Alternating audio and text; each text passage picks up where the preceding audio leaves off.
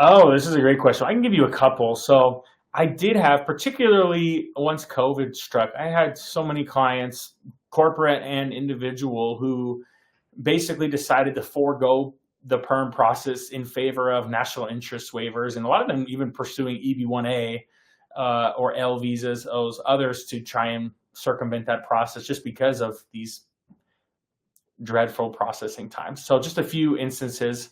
I'll give you just one win that I thought was good too, and a good example of why the new system is valued.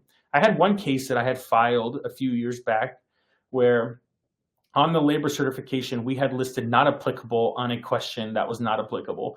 And the DOL denied the perm. And they said, no, your case is denied because you wrote not applicable here.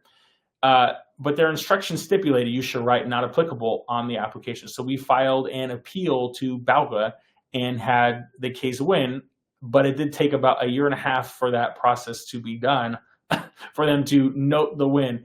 And so during that intermediate period, the client decided to pursue a national interest waiver instead because of this procedural issue. So I think a lot of people may, depending on their circumstances, want to consider that.